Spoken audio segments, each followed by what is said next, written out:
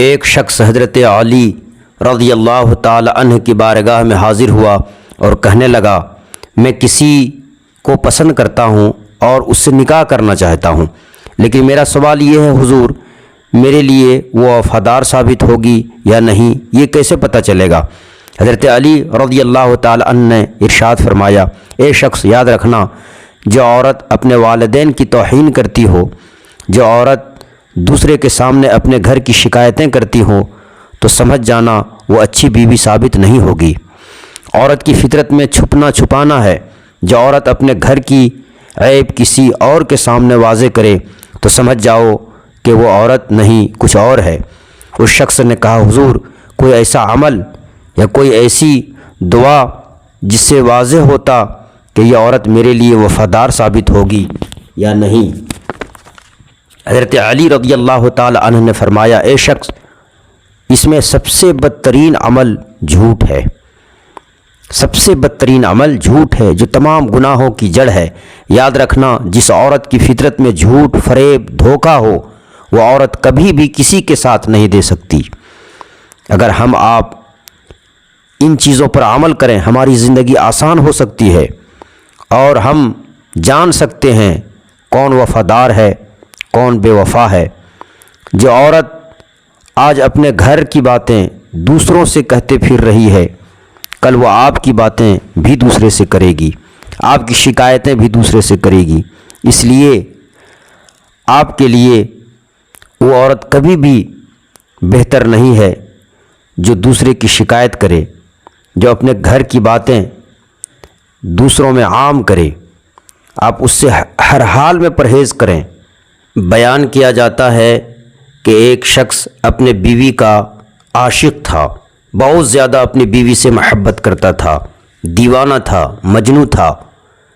سوء اتفاق اس کے بیوی کا انتقال ہو گیا، اس کی بیوی مر گئی، دفن ہوا۔ قبر پر کھڑا ہو کر، قبر پر لیٹے لیٹے وہ روتا رہا، زار و قطار روتا رہا۔ اتنے میں ایک اللہ والے کا ادھر سے گزر ہوا۔ اللہ والے نے پوچھا، کیوں رو رہا ہے، کیا ہوا؟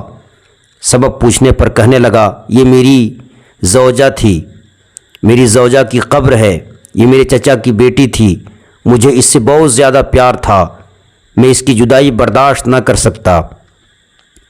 اللہ والے نے فرمایا، اگر چاہو تو میں اللہ کے حکم سے تمہاری بیوی کو زندہ کر دوں۔ اس نے بے قرار ہو کر کہا، ہاں ہاں، اگر آپ ایسا کر سکتے ہیں تو ضرور ایسا کر دیں، ضرور ایسا کر دیجئے۔ چنانچہ اللہ والے نے قبر پر کھڑے ہو کر کہا، اللہ سبحانہ و تعالیٰ کے حکم سے اٹھ جا۔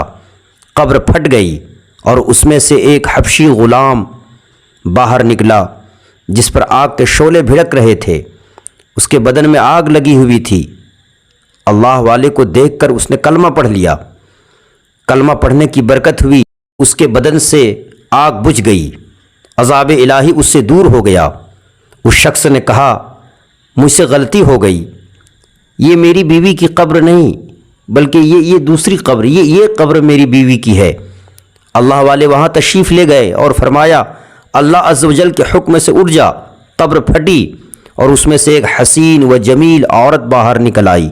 اس شخص نے دیکھتے ہی اس کا ہاتھ پکڑ لیا اور کہا، اے اللہ کا محبوب بندہ، یہی میری بیوی ہے، اے اللہ والے، یہ میری بیوی ہے۔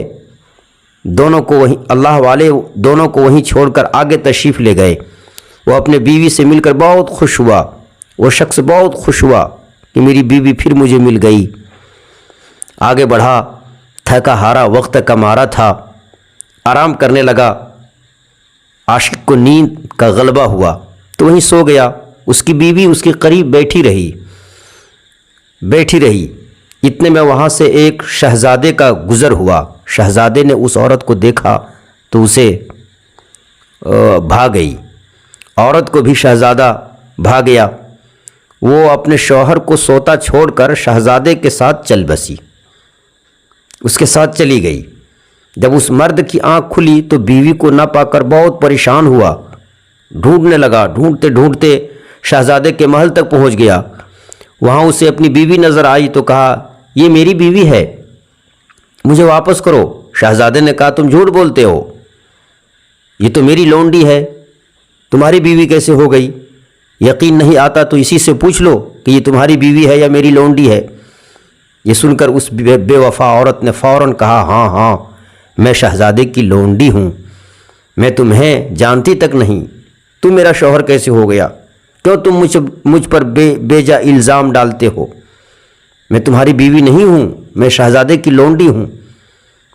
یہ سن کر وہ روتا ہوا عاشق محل سے واپس آ گیا۔